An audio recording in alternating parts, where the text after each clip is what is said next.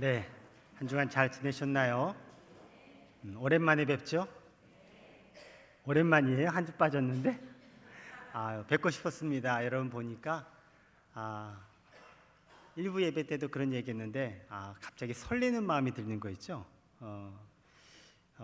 설레는 마음으로 여러분 앞에 또 말씀 가지고 섰는데 여러분도 주님 앞에 설레는 마음으로 이 자리에 오셔서 그 설렘 속에 주시는 주님의 은혜로 가득 채우는 이 시간 되었으면 좋겠습니다.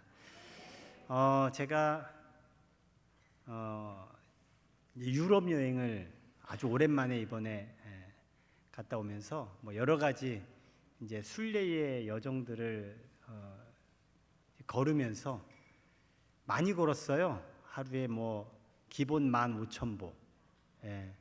이렇게 걷기 위한 게 아니에요. 이렇게 걸어 다니면서 여러 군데를 이제 돌아보고 또 그 걸음걸음 속에서 하나님 주시는 여러 가지 보아야 될 것들 또 느끼도록 하시는 은혜들이 참 많이 있었어요.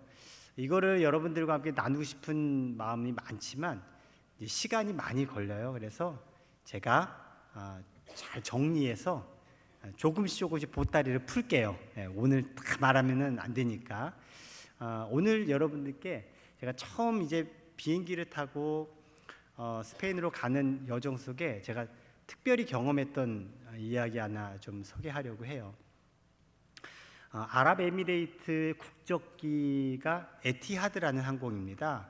그걸 타고 아부다비에서 이제 다시 비행기를 갈아타서 경유해서 스페인 바르셀로나로 가는 코스로 이제 왕복을 했는데 특별한 걸 제가 봤어요. 그래서 맨 처음에는 그냥 그러려냐고 넘겼는데 계속 그렇게 자꾸 눈에 띄는 거예요. 그래서 그것을 보고 또 보고 했던 장면을 제가 사진을 찍은 게 있습니다. 보여주시겠어요? 이런 화면이 뜨는 거예요. 그냥 그런가 보다 했는데 자꾸 저게 바뀌어요. 비행기가 이렇게 왔다 갔다 움직이고 저 화살표도 이렇게 바뀌어요. 그러는 가운데 제 눈에 띈 게 동그라미 표시였어요. 오른쪽에 동그라미 표시 안에 있는 게 뭐냐면 메카예요. 메카는 이슬람의 성지예요. 그 메카를 향해서 방향과 거리를 알려주고 있는 거예요. 5,162마일. 엄청 먼 곳에 메카가 있다. 그리고 이 방향이 있다.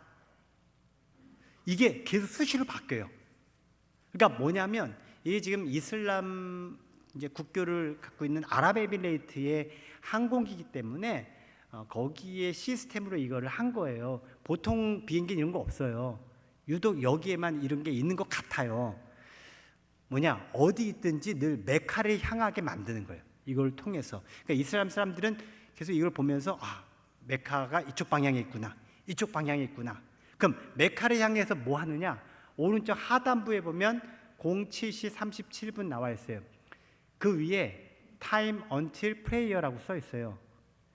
기도 시간이에요. 7시간 37분 후에 기도 시간이다 라고 시간을 알려주고 있는 거더라고요. 이것도 시간이 다 되면 또 다시 다른 시간으로 갱신이 돼요. 어떤 룰에 있는지는 잘 모르겠지만 보면서 계속해서 이슬람 사람들은 메카를 향해서, 그러니까 우리 식으로 말하면 성전을 향해서 시간이 될 때마다 기도하는 거예요. 또 특이한 걸 봤어요. 그 아부다비 공항에 이제 잠깐 이제 환승하기 위해서 기다리다가 눈에 띈 장면이 있어요. 그 다음 사진 줘보세요. 메일 프레이어 룸, 남자들을 위한 기도실이에요. 그 기도 시간 되면은 이 기도실에 가서 기도하는 거예요. 그래서 사람들이 이렇게 줄 서 있고 또 특정되지 않아도 수시로 이 기도실에 가서 이슬람 사람들이 기도하더라고요. 이거 보면서 여러 가지 생각들이 들었어요. 우리 기독교가 이슬람에 비하면 진짜 부족한 부분들이 있다. 정말 이슬람 사람들은요 정말 열심이고 충심이고 정말 대단한 것 같아요. 우리가 물론 우리의 하나님과 우리의 신앙이 잘못된 건 전혀 아니죠. 하지만 우리가 주님을 향해서 이런 마음을 좀 가져야 되지 않을까. 오늘 여러분이 예배 자리에 나오셨어요. 여러분 이 시간에 주님을 바라보고 계시죠? 마치 그 비행기가 어디에 있든 계속해서 메카를 향하게 방향을 마치 나침반처럼 보여주듯이 여러분의 삶 속에 늘 주님을 향한 마음, 그 방향이 늘 고정되기를 바랍니다. 그리고 오늘 이 예배의 자리에 나오셔서 주님께 집중해서 기도하는 이 시간, 기도의 자리가 되길 축복합니다. 우리 옆에 분에게 한번 이야기합시다. 우리의 예배와 기도가 주님께 집중되기를 원합니다. 여러분의 그 예배와 기도가 오늘 이 자리에서 집중되어서 주님께서 여러분의 기도와 예배를 기쁘게 받으시고 여러분 가운데 은혜 베푸시기를 주의 이름으로 축복합니다. 자, 오늘 본문의 이야기 먼저 배경 설명을 잠시 드릴게요.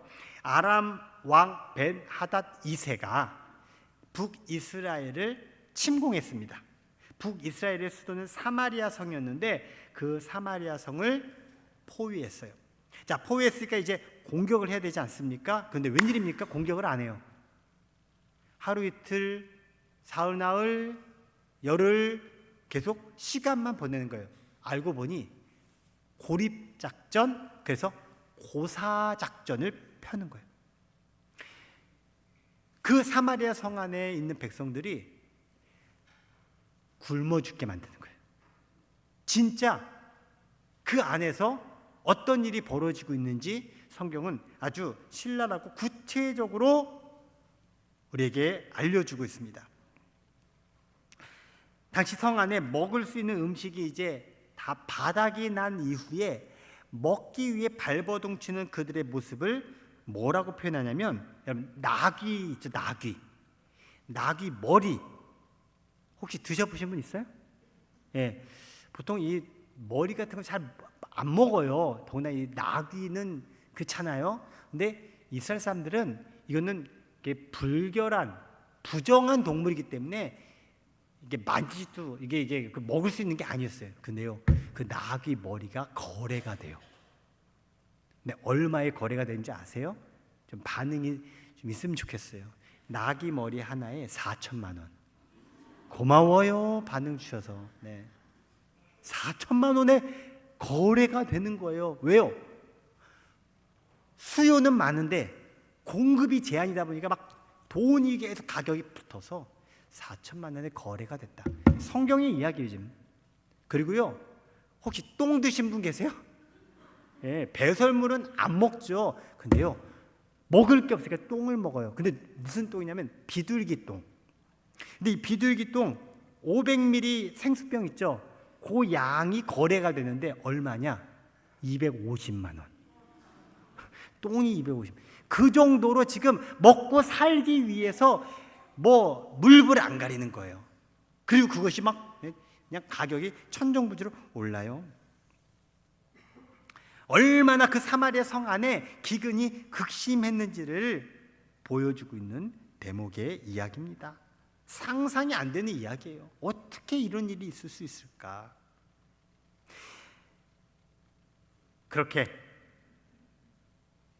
사마리아 성이 아람 군대에 의해서 포위되고 굶주림이 극에 달한 그 상황 속에 안타깝게도 제가 이야기 드린 것보다 더 비참한 상황이 벌어집니다.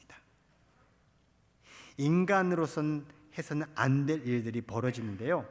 열왕기하 6장 28절 29절에 소개되고 있어요. 또 이르되 무슨 일이냐 하니 여인이 대답하되 이 여인이 내게 이르기를 내 아들을 내놓아라. 우리가 오늘 먹고 내일은 내 아들을 먹자 하매 우리가 드디어 내 아들을 삶아 먹었더니 이튿날에 내가 그 여인에게 이르되 내 아들을 내놓아라. 우리가 먹으리라 하니 그가 그의 아들을 숨겼나이다 하는지라. 이게 무슨 말이냐면요, 먹을 게 없으니까 자식을 삶아 먹은 거예요, 아들을.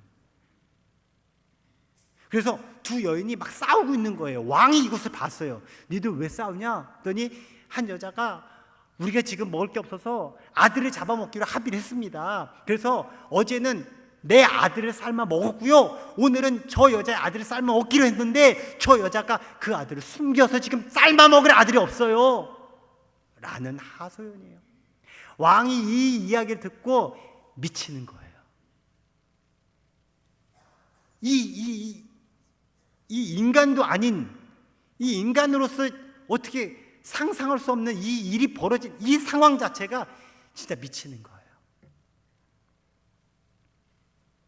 그만큼 이 성 안에 사실 사람이지만 이미 정신 상태는 사람이 아닐 정도로 그야말로 극한에 처해 있고 희망이라고 눈꼽만큼도 찾아볼 수 없는 절망적인 상태, 그런 상태가 지금 사마리아 성 안에 있는 이스라엘 백성들의 상황이었다는 거예요. 자, 이때 선지자 엘리사가 이스라엘 백성들에게 이런 말을 합니다. 열왕기하 7장 1절의 말씀을 읽어볼게요. 시작.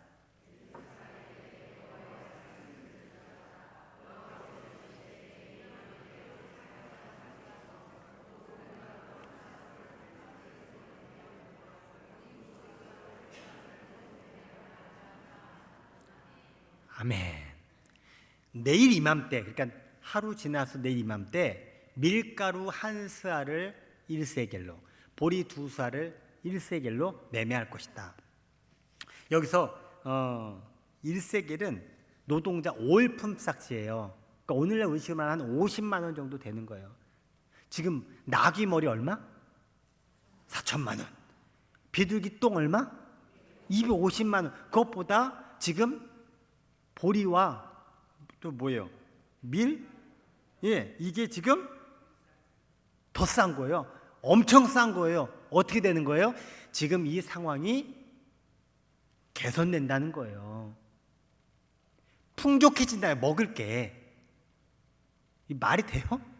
지금 자식을 삶아 먹는 그런 판국에 지금 엘리사의 말이 이게 여러분 받아들여지세요? 받아들여질 수 없는 얘기예요. 지금 이게 뭔 말이야? 지금 말도 안 되는 말을 지금 엘리사가 한 거예요. 엘리사의 이야기는 희망 메시지였어요. 희망 메시지. 절망 중에 있는 이스라엘 백성들에게 희망을 주는 메시지였어요. 근데 이 희망 메시지가 그냥 잘 될 거야, 좋아질 거야, 아니 그냥 괜찮아, 이게 아니에요. 근거가 있어요. 근거 없이 그냥 어떻게 해결해 보겠다는 그런 게 아니에요. 엘리사의 근거는 뭐냐? 하나님이 말씀하셨다 하는 거예요. 하나님이 내일 이맘때 우리에게 먹을 것을 풍족히 주실 거라는 말씀을 지금 전하고 있는 거예요. 희망이 보이지 않는 이 세상에서 희망을 말할 수 있는 사람은 어떤 사람일까요? 모든 사람들이 절망 가운데 있는데 그들에게 희망을 말할 수 있는 사람은 누구일까요? 오늘 엘리사가 그 사람이었어요. 그리고 엘리사에게 붙은 별명이 있어요. 하나님의 사람이었어요. 엘리사에게만 붙은 별명이 아니에요. 하나님을 믿는 사람들은 다 하나님의 사람이에요. 여러분들 하나님 믿으십니까? 그렇다면 여러분 다 하나님의 사람입니다. 하나님의 사람이라고 한다면 하나님의 말씀도 믿는 사람이죠. 그렇다면 그 하나님의 말씀이 내게 믿어진다면 우리는 그 하나님의 말씀을 이야기할 수 있다는 거예요. 세상에 절망이 가득해도 하나님께서 주신 말씀이 이 땅에 누군가에게 희망이 된다면 우리는 그 희망의 말을 전해야 할 것입니다. 내일 이맘때 사마리아 성에 먹을 것이 넘쳐날 거야. 이제 우리에게 희망이 시작될 거야 라고 엘리사 선지자가 이스라엘 백성들에게 전했던 것처럼 우리도 이 세상의 절망 가운데 있는 누군가에게, 이 세상 사람들에게 예수 안에 희망이 있습니다. 하나님 안에 희망이 있습니다. 복음 안에 희망이 있습니다. 전하는 희망의 사람, 바로 저와 여러분 하나님의 사람인 줄 믿으시기 바랍니다. 엘리사가 이 말을 전한 근거가 뭐라고 했죠? 엘리사의 생각이 아니었다는 거예요. 엘리사의 감정도 아니었다는 거예요. 엘리사의 분석도 아닌 거예요. 엘리사의 망상도 아니에요. 엘리사의 말이 아니라 누구의 말? 하나님의 말씀이었다는 거예요. 하나님께서 엘리사에게 전해라 라고 한 말씀을 그대로 전한 거예요. 그 상황은 전혀 이 말씀과 맞지 않는 상황임에도 불구하고 엘리사는 그 말씀을 전했어요. 그렇습니다. 하나님의 사람들은 세상에 맞는 말을 전하는 것이 아니라 세상에 필요한 하나님의 말씀을 전하는 자가 되어야 합니다. 세상에 맞춰가는 사람이 아니라 세상 속에서 하나님이 일하시도록 도구되는 사람이 하나님의 사람입니다. 사랑하는 성도 여러분이, 여러분 각자가 바로 하나님께서 이 땅에 희망을 이루시는 다 도구들이 되시고, 그리고 하나님의 희망의 존재들이 되시기를 축복합니다. 이를 위해서 우리가 할 일은 무엇을 들어야 할까요? 하나님의 말씀을 들어야 돼요. 하나님의 말씀을 들을 때 믿음이 생기고 그 믿음이 내게 희망이 됩니다. 오늘 여러분이 예배 자리에 나와서 중요한 순간은 하나님의 말씀을 듣는 자리죠. 왜요? 그 말씀이 나를 살리기 때문에 그래요. 그 말씀이 나를 통해서 역사하는 하나님의 일하심이 되기 때문에 우리는 하나님의 말씀을 듣게 되는 것입니다. 주의 종을 통해서 선포되어지는 하나님의 말씀에 따라 희망찬 삶의 주인공으로 변화되시기를 주의 이름으로 축원합니다. 예레미야 29장 11절에 성경은 우리에게 말씀합니다. 같이 읽어볼게요. 시작. 여호와의 말씀이니라. 너희를 향한 나의 생각을 내가 아나니 평안이요 재앙이 아니니라. 너희에게 미래와 희망을 주는 것이니라. 아멘. 하나님의 생각은 평안이요 미래와 희망을 주는 것입니다. 하나님은 우리에게 희망을 주시는 분이십니다. 믿으십니까? 그렇다면 하나님께서 주시는 희망을 붙들어야 합니다. 그리고 그 희망을 이야기해야 합니다. 세상은 절망을 이야기해요. 하지만 하나님의 사람이 우리는 희망을 말하고 희망을 이야기해야 합니다. 그 희망의 도구들로 오늘 엘리사처럼 하나님의 사람답게 우뚝 서시기를 주의 이름으로 축원합니다. 우리 옆에 분에게 이야기 나누십시다. 희망을 이야기하며 살아갑시다. 자, 오늘 성경 본문에 또 다른 사람들이 등장합니다. 바로 누구냐면 나병 환자들이에요. 나병 환자는 그 당시에 피부 질환을 가지고 있는 사람들을 통칭하는 표현이었습니다. 이 나병 환자들에는 다양한 증세가 있었어요. 경증도 있었어요. 오늘날 우리는 이제 분류를 하지만 그 당시에는 사실 경증 피부병이어도 그냥 나병으로 다 치부가 되었어요.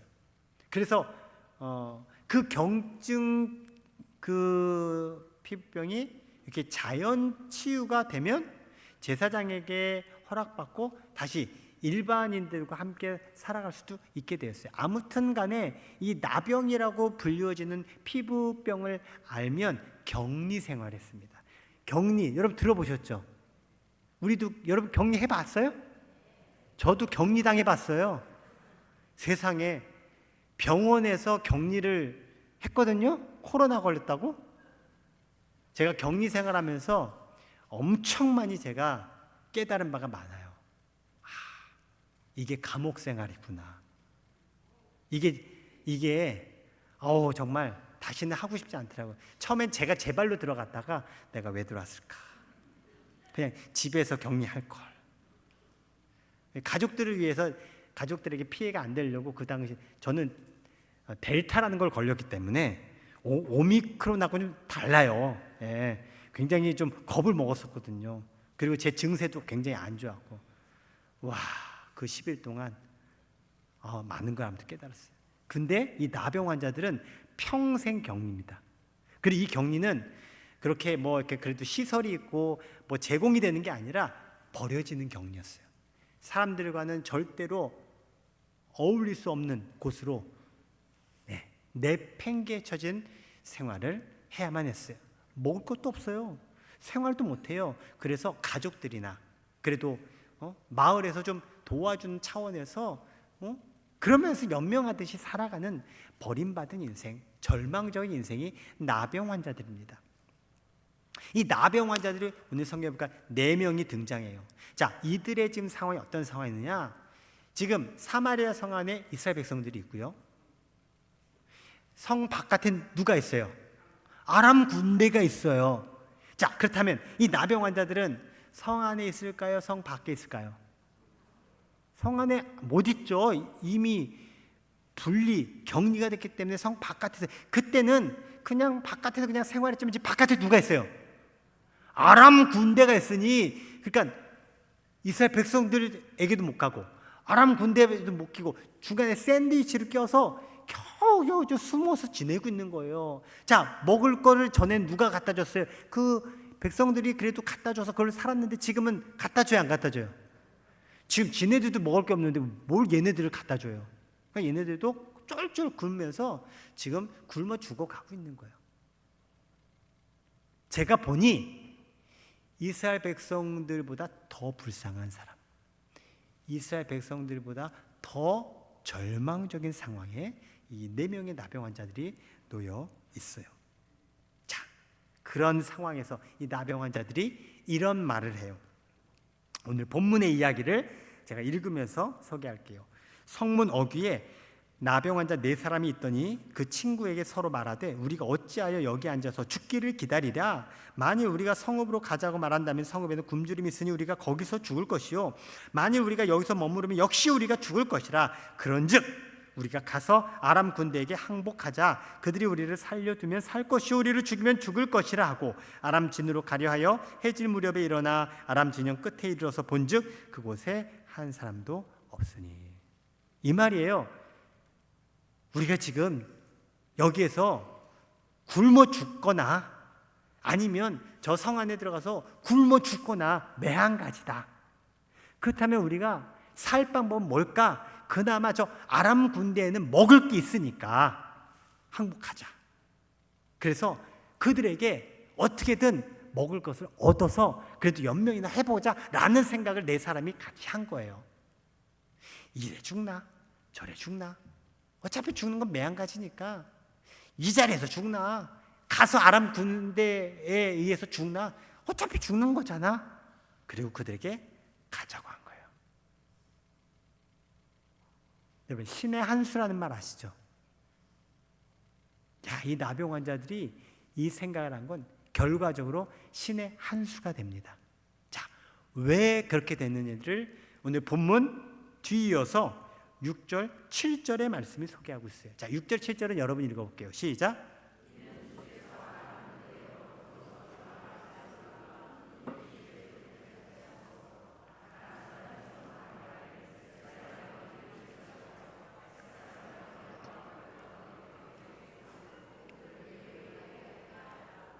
해질 무렵에 일어나서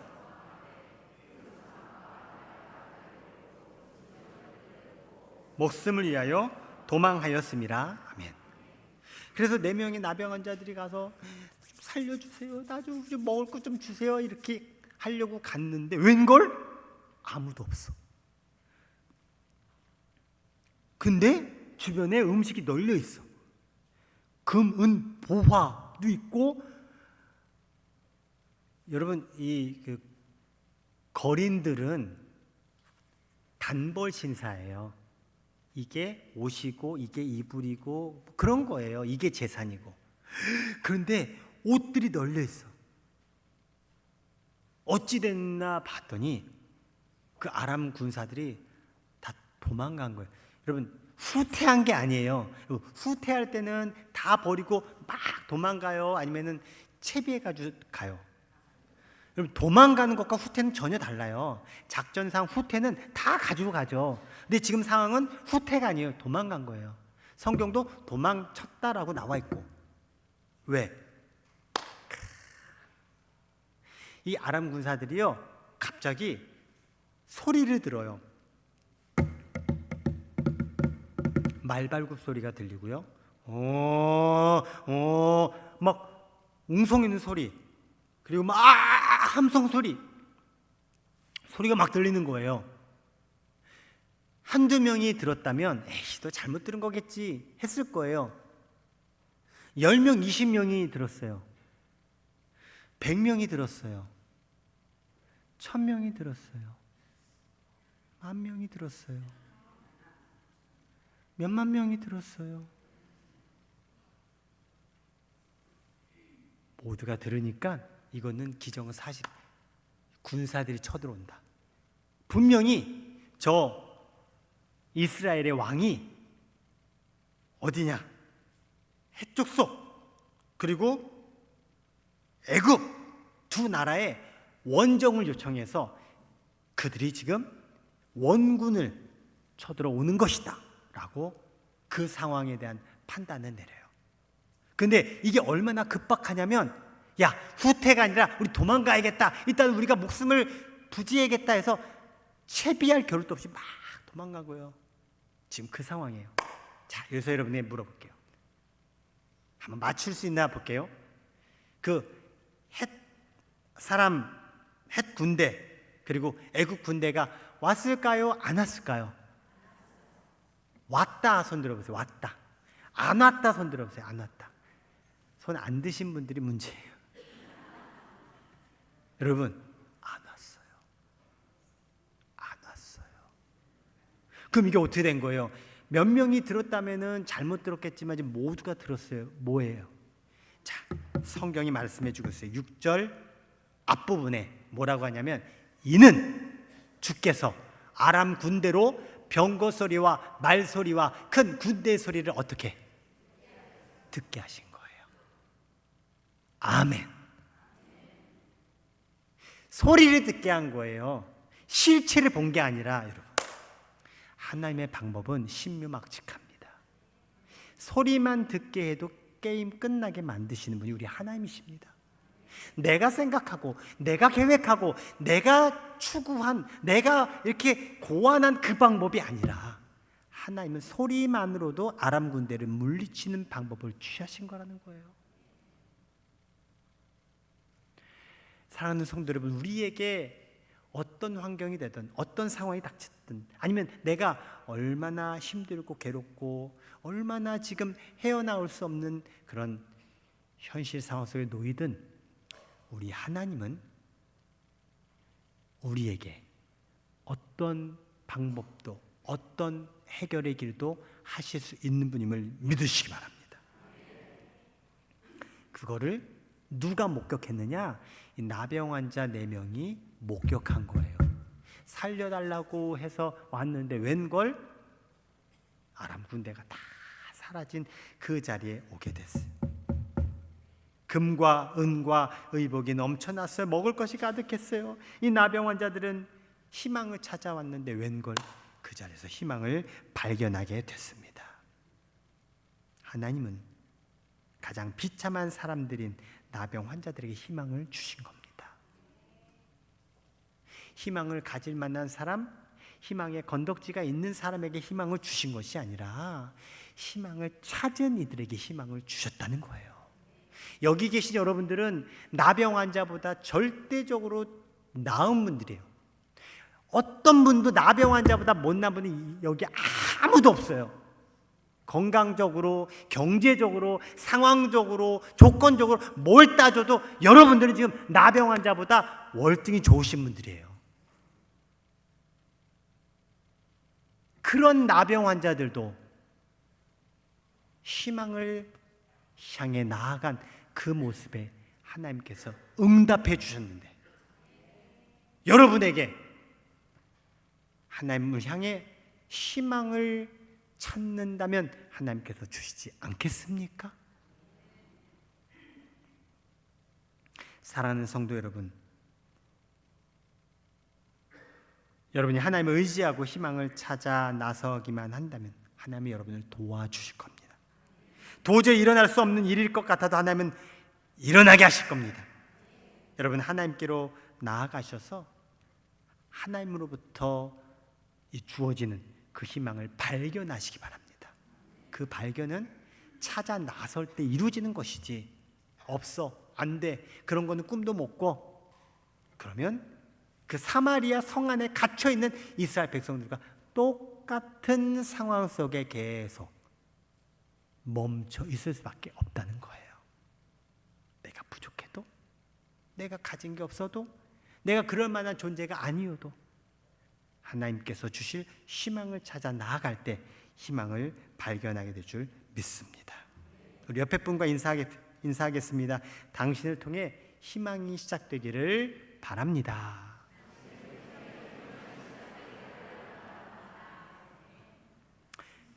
자, 이 4명의 나병 환자들이 정말 엄청난 은혜를 입었어요. 진짜 요만한 희망을 가지고 왔는데 엄청난 희망이 되었어요. 정신없이 그 은혜를 지금 막 만끽해요. 막 배불리 먹고 금과 은과 의복을 마음껏 다 가지고 막 그냥 막 정신없이 막 그것을 막 누리다가 갑자기 생각이 나는데, 어떤 생각이냐? 열왕기하 7장 9절의 생각이에요. 나병 환자들이 그 친구에게 서로 말하되 우리가 이렇게 해서는 아니 되겠도다. 오늘은 아름다운 소식이 있는 날이거늘 우리가 침묵하고 있도다. 만일 밝은 아침까지 기다리면 벌이 우리에게 미칠지니 이제 떠나 왕궁에 가서 알리자 하고. 자, 이 말은 지금 우리만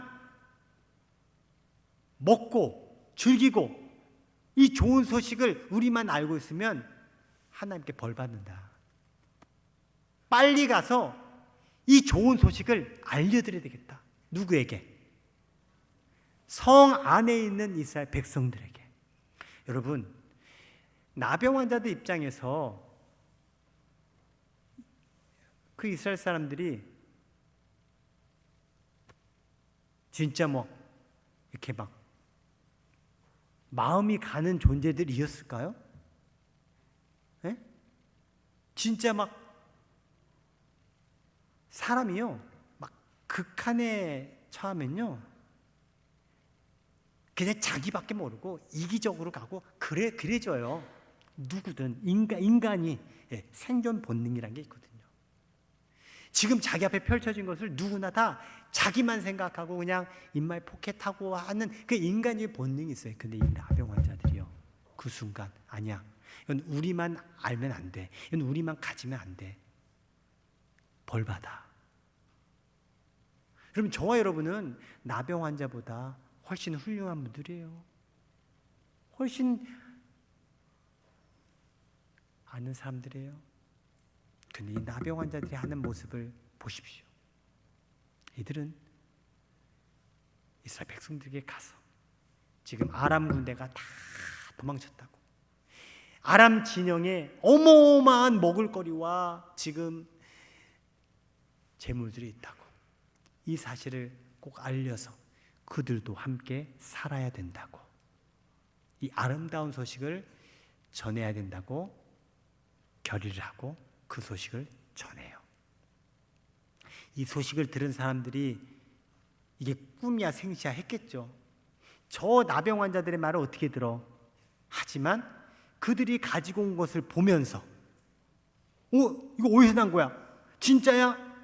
사람들이 우르르 성 밖으로 나갑니다. 그리고 아람 군사 진영으로 들어가 보니 진짜 나병 환자들의 말처럼 그곳에 산더미같이 모든 백성들이 먹고도 남을 만한 음식과 의복과 금보화가 있는 거예요. 세상에서는 이럴 때 막 박수 치는데 박수 치지 마시고 우리는 뭐 해야 될까요? 아멘, 아멘. 여러분, 어제 밤까지, 아니 오늘 아침까지만 해도 절망이었어요. 그런데 지금 하루아침에 희망의 삶으로 바뀌어버렸어요. 자, 이 희망을 누가 얘기했죠? 엘리사 선지자가 얘기했잖아요. 그 엘리사 선지자가 희망의 메시지를 전한 그 말씀대로 하루가 지나기 전에 이루어진 거예요. 사실은 그날 이루어졌는데 그 소식이 그 다음날 전해진 거예요. 여러분, 이게 하나님의 역사입니다. 우리가 알지 못하는 가운데 하나님이 일하시고, 우리가 알지 못하는 가운데 하나님은 우리에게 희망의 소식을 전해 주십니다. 자, 이 상황을 엘리야의 예언으로, 그리고 그 예언의 응답, 실현으로 제가 여러분께 딱 정리해서 말씀을 드려볼게요. 제가 엘리사의 예언을 읽을 테니까 여러분 예언의 실현을 읽어주세요. 엘리사가 이르되 여호와의 말씀을 들을지어다. 여호와께서 이르시되 내일 이맘때에 사마리아 성문에서 고운 밀가루 한 스아를 한 세겔로 매매하고 보리 두 스아를 한 세겔로 매매하리라 하셨느니라.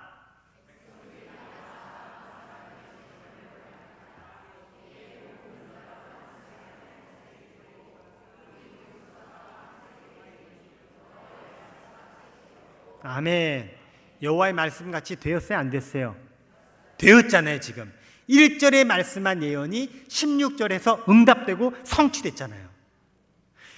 우리의 1절이, 우리의 이 현실의 1절이 16절에 응답이 될 것을 믿으시면 아멘. 자, 그 다음 예언이 어떻게 또 실현됐는지가 나와요.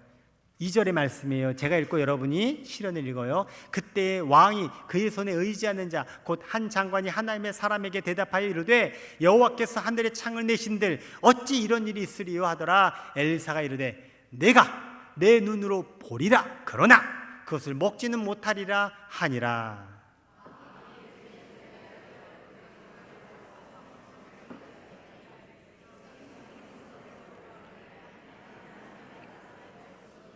곧 왕이 내려왔을 때에 그가 말한 대로라. 아멘. 왕의 최측근 장관이 있었어요. 근데 그 장관이 엘리사의 말을 듣고 말도 안 되잖아요. 지금 사람을 잡아먹고 죽어나가는 상황인데 무슨 하루아침에 이게 바뀐다고? 엘리사의 말을 절대 믿지 않았어요.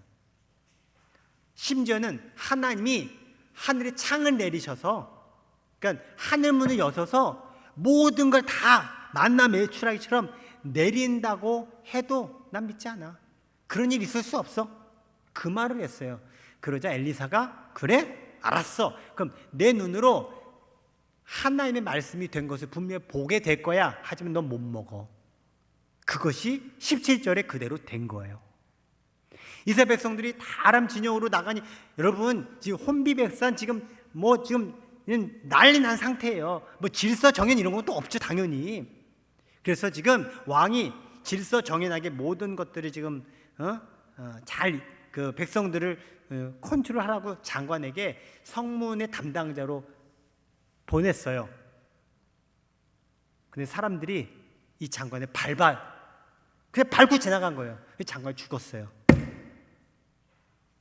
예언한 대로 이루어진 거예요. 보긴 봤지만, 응답된 것을 알긴 알았지만 먹었어요, 못 먹었어요? 저는 이 두 가지의 예언의 실현을 통해서 진짜 하나님의 말씀대로 되는구나 라고 하는 사실을 깨달았고요. 또 한 가지는 믿지 않으면 그 믿지 않은 대로 되는구나. 이 장관은 믿지 않았어요. 불신앙의 사람이었어요. 부정적인 사람이었어요. 그대로 된 거예요. 여러분, 우리는 인생 속에서 많은 것들을 선택합니다. 내가 부정적인 것을 선택하느냐, 긍정적인 것을 선택하느냐에 따라서 결국 그대로 가는 거예요. 내가 절망을 선택하느냐, 희망을 선택하느냐에 따라서 그대로 가는 거예요. 여러분, 우리에게는 하나님의 말씀이 있습니다. 그 말씀에 근거하여 희망의 사람으로 살아가시기를 축복합니다. 오늘 제가 1부 예배 마치고 중병에 아주 중한 상황에 있는 분들의 이야기를 듣고 또 제가 그분들을 위해서 기도했어요. 인간으로서 할 수 없고 병원에서도 한계가 있는 상태에 있는 분들이에요. 그런데 하나님께서 역사하고 계신 걸 제가 느꼈어요. 그분들의 상황을 들으면서, 고백을 들으면서 하나님께서 이분에게 치료하시고 영광을 나타내시겠구나. 여러분, 아무리 절망이어도 하나님은 희망이십니다. 우리는 하나님을 붙들어야 합니다. 하나님으로부터 희망이 있습니다. 그것이 질병의 문제든 경제적인 상황이든 가정적인 문제든 여러 가지 여러분에게, 그리고 우리가 살고 있는 이 세상 속에 절망적인 상황에 놓여도 우리에게는 하나님으로부터 주는 말씀의 희망이 있기에 그 희망이 우리에게 복음이 되고 그 복음 속에 희망을 가지고 살아가시길 주의 이름으로 축원합니다.